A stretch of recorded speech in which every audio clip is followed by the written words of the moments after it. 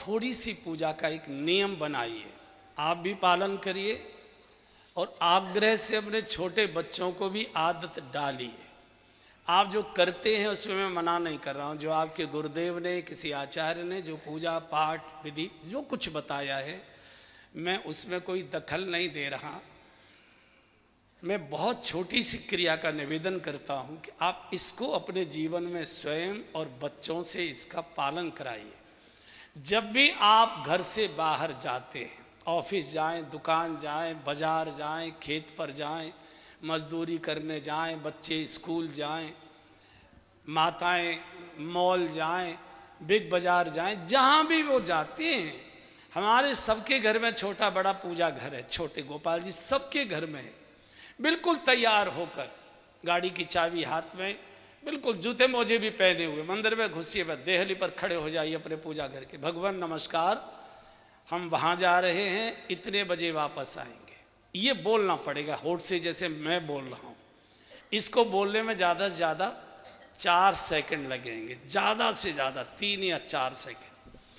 फिर आप जब लौट कर आए घर, शाम को जब भी लौट कर आए, रात को, कितना भी जरूरी बड़ा मेहमान ड्राइंग रूम में बैठा तो अभी तो 1 सेकंड, अभी आया सर, 1 सेकंड, सीधे भगवान के पास जाकर खड़े हो जाइए। मत जूते मोजे उतारिए, भगवान नमस्कार, मैं आ गया। बच्चों को भी आदत डालिए, कंधा बस्ता कंधे पर है, जूता मोजा ड्रेस पहने हुए है। भगवान नमस्ते, मैं स्कूल जा रहा हूँ, इतने बजे आऊँगा। भगवान नमस्ते, मैं आ गया।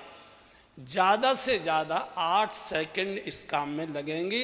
मैं 1 मिनट भी आपसे नहीं मांग रहा हूँ कि आप 1 मिनट भगवान को दीजिए मेरे कहने से। ये बात सुनने में बहुत छोटी लग रही है, सुनने में बहुत छोटी, लेकिन बात बहुत परिणामकारी है।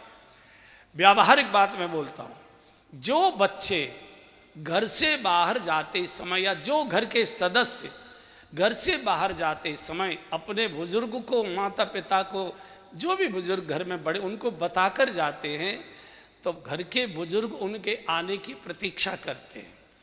अगर मान लीजिए बेटा कहकर गया है कि मैं बाबूजी 5 बजे तक आ जाऊंगा, तो बहू आती है, बाबूजी 4 बज गया, चाय का आपका समय हो गया, चाय ले आऊँ बना के? बोले नहीं बेटा, अभी मुन्ना भी आ रहा होगा, 4 सवा 4 तो हो गया, थोड़ी देर में 5 बजे की कह गया था, साथ साथ पी लेंगे।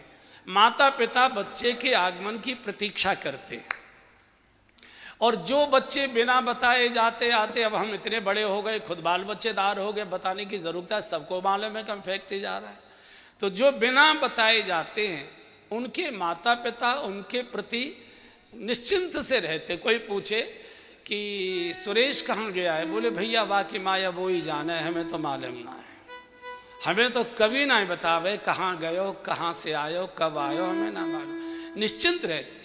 ये जो बैठा है मंदिर में, कौन बैठा है? माँ तू पिता तुम मेरे, शरण गहूँ मैं किसकी, स्वामी शरण गहूँ मैं किसकी, तुम बिन और न दूजा, प्रभु बिन और न दूजा, आस करूँ मैं जिसकी, ओम जय जगदीश। ये जो पूजा में बैठे, ये भी हमारे मम्मी पापा हैं, दोनों हैं। इनको बता के जाइए कि भगवान मैं वहाँ जा रहा हूँ, इतने बजे वापस लौट कर आऊँगा। तो जो लोग बताकर जाएंगे, भगवान उनकी प्रतीक्षा करते हैं, और उतने बजे घर में सकुशल वापस लौटा कर लाना, ये भगवान की जिम्मेदारी हो जाती है कि मुझे बता कर गया है। कोई घटना दुर्घटना आपके साथ हो ही नहीं सकती है। देखने में बात बहुत छोटी लगती है, लेकिन बहुत परिणामकारी। और 10-20 दिन के बाद आपकी स्थिति ऐसी हो जाएगी कि आप जल्दी में गाड़ी स्टार्ट करके चले गए, 100-200 कदम गाड़ी आगे बढ़ गई, और आपको फिर याद आती है कि हमने प्रणाम नहीं किया। आपकी हिम्मत नहीं है कि गाड़ी आगे बढ़ा कर ले जाएं, आपको लौट के ही आना पड़ेगा। किसी भी प्रकार की कोई अनहोनी साथ हमारे हो नहीं सकती। बच्चों को भी आदत डालिए, आप भी इस आदत का पालन करिए, और आप मुझे ढूंढेंगे कि क्या परिणाम होता है इसका। बस इतनी सी मेरी इच्छा का आप ये पालन करिए, बाकी जो पूजा पाठ करते करिए।